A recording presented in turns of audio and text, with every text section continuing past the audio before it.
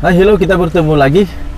Saya sudah parking di tepi-tepi rumput-rumput yang panjang. Oke, rumput perlu sentiasa dibersihkan supaya tidak merumput lalang. Oke, so seperti yang saya janjikan, ada beberapa perkara perkembangan terkini politik di Sabah yang saya akan kongsikan di dalam artikel daripada Sabah Post. Oke, so direct to the point saja. Pertama, kita mendengar bahwa angin-angin ribut politik di Sabah. Kononnya kerajaan Sabah akan bertukar pada minggu ini, tapi nampaknya sehingga pada pukul 11 sekarang nih, 15 menit pukul 11 nih, belum ada lagi pertukaran. Jadi setakat ini semua itu spekulasi dan hanya propaganda mungkin.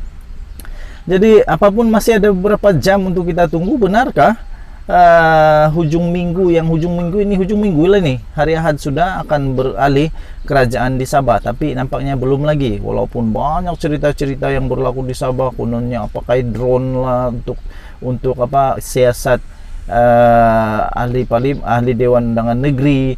Lepas itu ada lagi satu gambar daripada atas, katanya keadaan di rumah Tan Sri Musi aman sekarang ini. Ramainya banyak kereta. Itu seakan-akan macam diambil pula oleh drone, tapi tidak tahulah macam mana gambar itu diambil.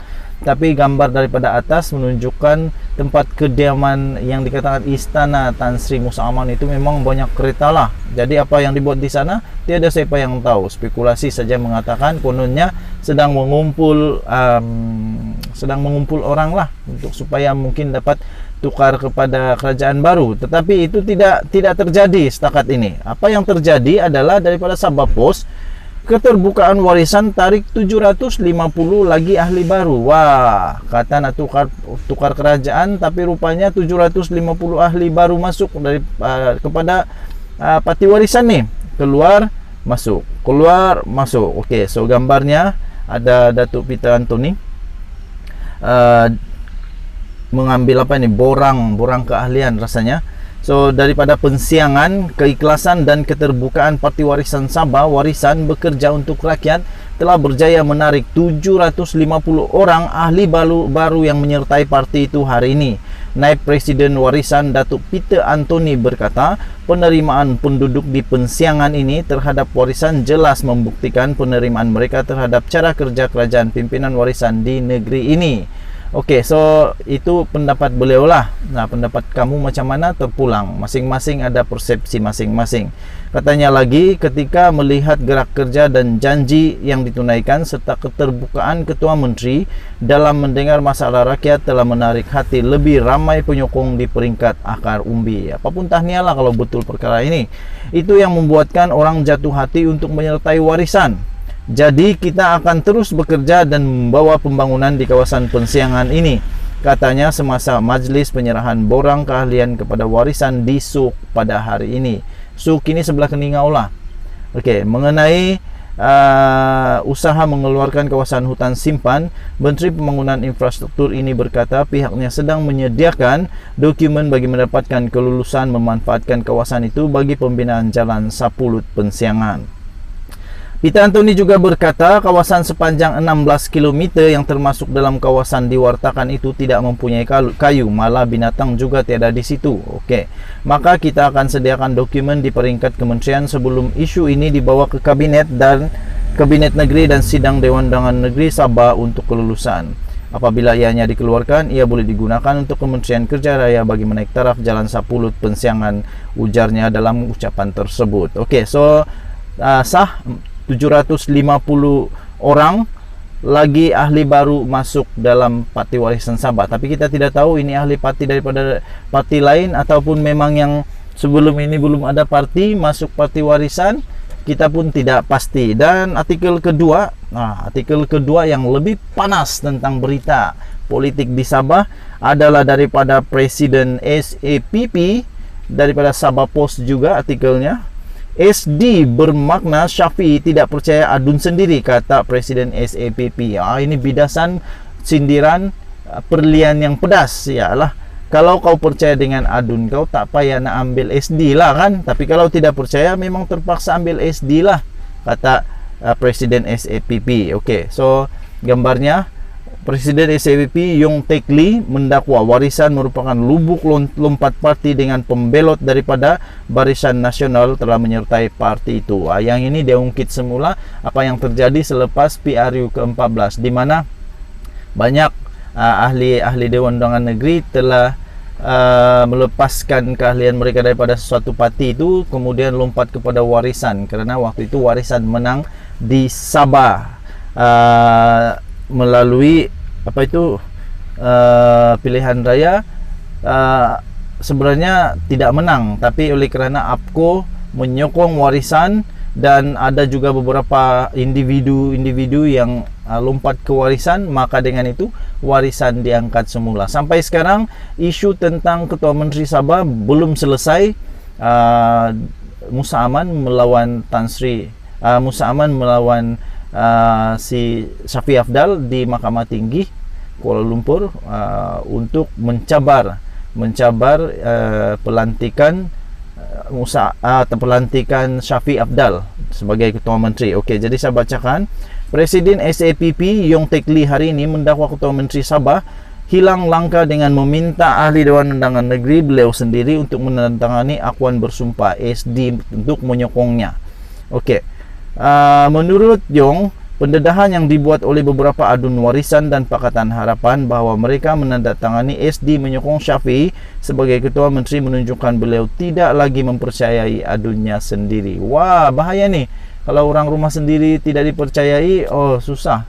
Jadi semua adun-adun yang telah buat pendedahan itu, kata mereka telah menandatangani satu SD, Statutory Declaration, akuan bersumpah bahawa mereka menyokong Datuk Seri Shafie Apdal sebagai Ketua Menteri Sabah dan kerajaan warisan supaya terus kekal di Sabah. Okey.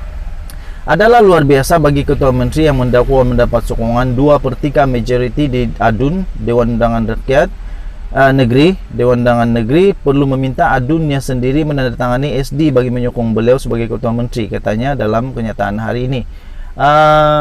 Tidak tahu pernah berlaku atau tidak di Malaysia, di mana Ketua Menteri yang katanya ada 2/3 sokongan majoriti, tapi tiba-tiba minta pula tanda tangan SD daripada adunnya sendiri. Satu-satunya sebab bagi keadaan itu ialah Shafie percaya bahawa beliau telah hilang sokongan adunnya sendiri.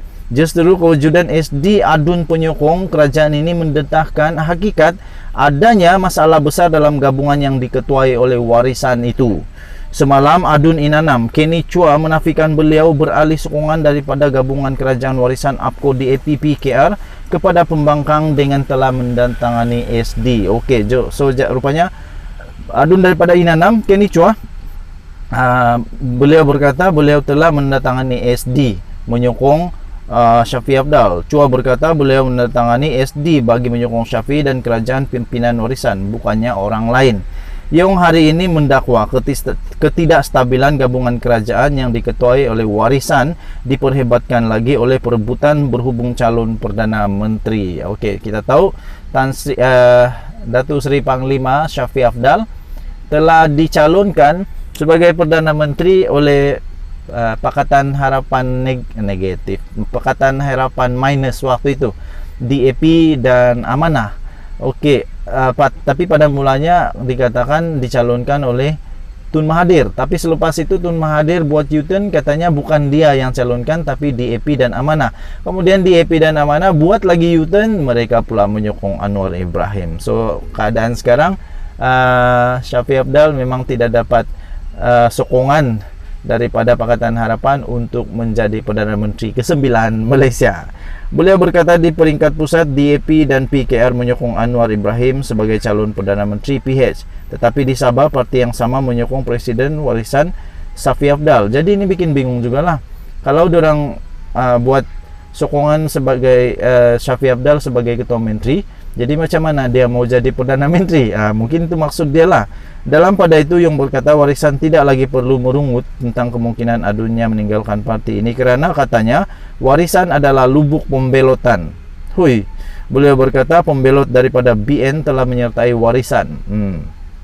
Malah kerajaan negeri pimpinan warisan terbentuk hanya melalui pembelotan wakil rakyat daripada Barisan Nasional lah. Yang ini selepas PRU ke-14 lah, lompat parti dan sebagainya. Oleh sebab warisan gagal memerintah dengan baik dan presiden partinya obses untuk menjadi Perdana Menteri, maka tidaklah memeranjatkan ramai adunnya mahu mengkaji semula pendirian politik sendiri berikutan tumbangnya kerajaan pusat pimpinan Dr. Mahathir Mohamad pada bulan Mac yang lalu, Februari dan hujung Februari, kemudian Mac, Tan Sri Muhyiddin Yassin mengangkat sumpah sebagai Perdana Menteri Malaysia yang ke-8. Yang menggesa Shafie supaya menafikan bahawa beliau sendiri cuba memujuk ahli Parlimen Sarawak dan parti lain supaya memberontak terhadap Perdana Menteri Muhyiddin Yassin. Oh, ini panas. Betulkah Shafie Apdal pernah memujuk ahli Parlimen Sarawak supaya memberontak kepada Perdana Menteri Tan Sri Muhyiddin Yassin? Itu belum pernah dalam cerita, tiba-tiba ada dalam cerita. Adakah beliau akan menafikan bahawa selepas pilihan raya umum lepas yang menyaksikan warisan memenangi 21 daripada 60 kursi parti itu dan wakilnya menawarkan jawatan kepada Adun BN dan STAR supaya beralih kepada warisan, bahawa Adun yang melompat juga diberikan jawatan menteri, katanya.